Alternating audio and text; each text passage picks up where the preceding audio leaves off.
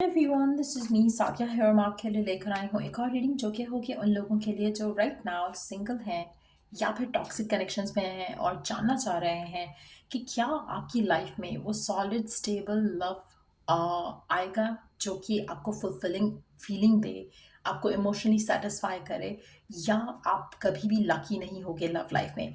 तो let's find out, let's dig deeper और ये भी जानने की कोशिश करेंगे कि कब तक आपकी ज़िंदगी में वो पर्सन आ सकता है। सो stick around and just be mindful कि ये एक जनरल रीडिंग है, सबके साथ मैच कर भी सकती है और नहीं भी।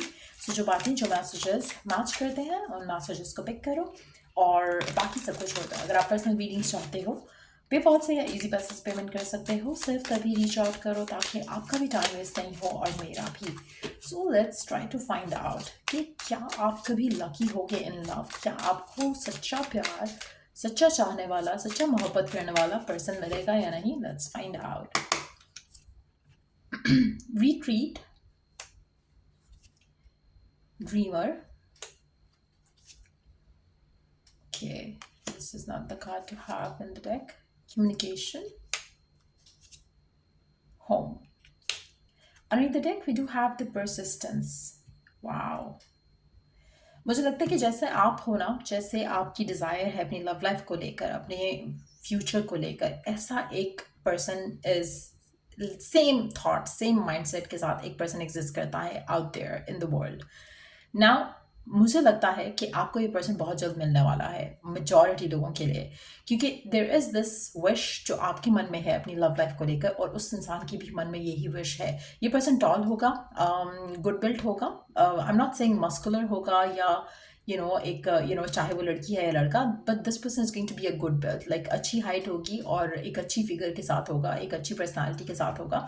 और अगर अगर एक फेमिनिन है तो मुझे लगता है कि पर्सन की हाइट मीडियम होगी। ये अगर लड़की है तो मीडियम हाइट होगी और अगर लड़का है तो टॉल होगा। और मुझे लगता है कि पर्सन जो चाहे वो लड़का है या लड़की, बहुत ज़्यादा उनमें एक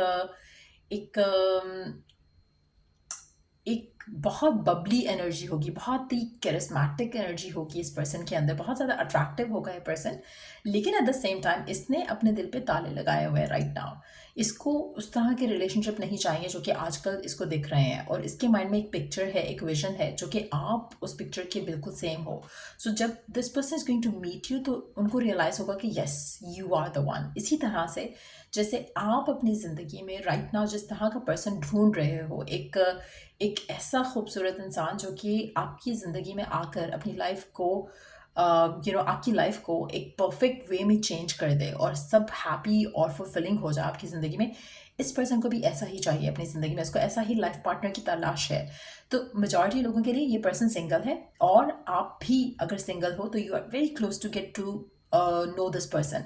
अगर आप किसी टॉक्सिक कनेक्शन में हो और विश करते हो, डिज़ायर करते हो कि आपकी लव लाइफ में कुछ अच्छा हो जाए, तो पहले तो आप अपने आप को उस टॉक्सिक कनेक्शन से निकालो, क्योंकि ये जो पर्सन है ये आपकी ज़िंदगी में तब आएगा जब आप अकेले हो, जब आपकी ज़िंदगी में कोई नहीं है और आपको पता है कि आपको क्या चाहिए और आप किसी पे सेटल इन फॉर लेस नहीं करोगे। So that's gonna be the time जब आपकी इस इंसान से मुलाकात होगी या आपकी इस इंसान से बात होगी। आपकी सोशल मीडिया प्लेटफॉर्म पे भी इस इंसान से बात हो सकती है। हो सकता है कि पर्सन आपको रीच आउट करे या आप उसको रीच आउट करो। हो सकता है कि आपकी किसी एक कॉमन इंटरेस्ट की चीज़ पे कम्युनिकेशन हो, वो भी पॉसिबिलिटी है। उसके अलावा चांसेस हैं कि आपको ये पर्सन ट्रैवल के थ्रू मिल सकता है, कम्युनिकेशन के थ्रू मिल सकता है, किसी ऐसी जगह पे मुलाकात हो सकती है, बात हो सकती है आपकी इससे जहाँ पर कम्युनिकेशन हो। अगर आप किसी इवेंट में हो तो वहाँ पे हो सकता है इंट्रैक्शन हो जाए आपका, तो किसी इस तरह की सिचुएशन में आपकी मुलाकात हो सकती है। And then when you get to know this person, उससे आपकी कम्युनिकेशन और बढ़ेगी और तब आपको रियलाइज होगा कि ही और शी इज़ द वन। तो कहीं ना कहीं आपकी ज़िंदगी में उस तरह का प्यार, जिस तरह का प्यार आप चाहते हो, जिस तरह का प्यार आप डिज़ायर करते हो, वो डेफिनेटली आएगा। लेकिन to have that love coming in, पहली चीज़ आपको अकेले होना है। पहली चीज़ आपकी ज़िंदगी में सारे नेगेटिव लोग, उनको आपकी लाइफ से जाना है जो कि आपकी ज़िंदगी को ब्लॉक कर रहे हैं या फिर स्टॉप कर रहे हैं किसी भी नेगेटिव वे में।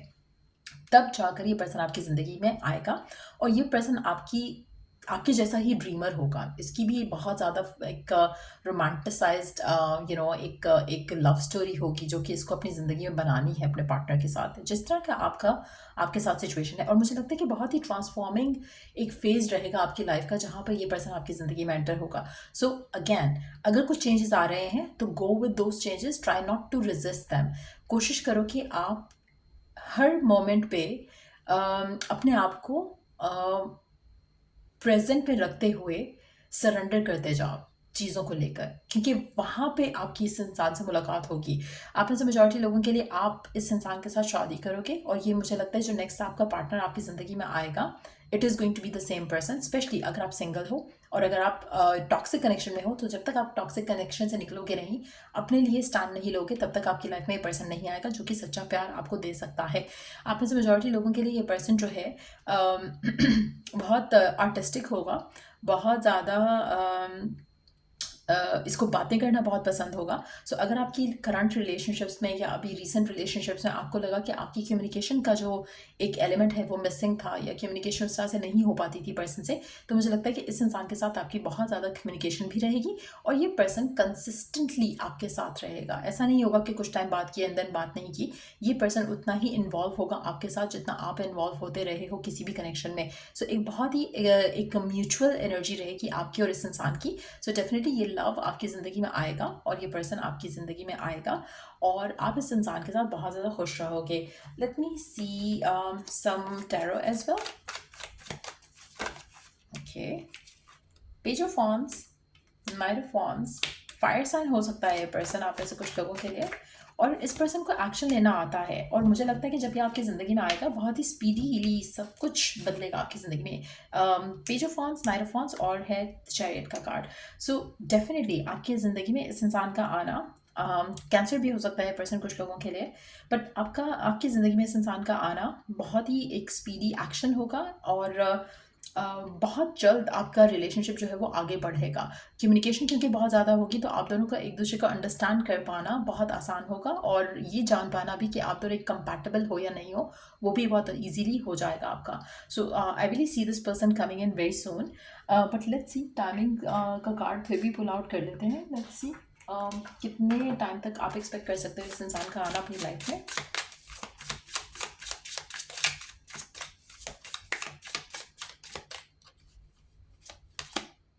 It's worth waiting for, definitely it's worth waiting for.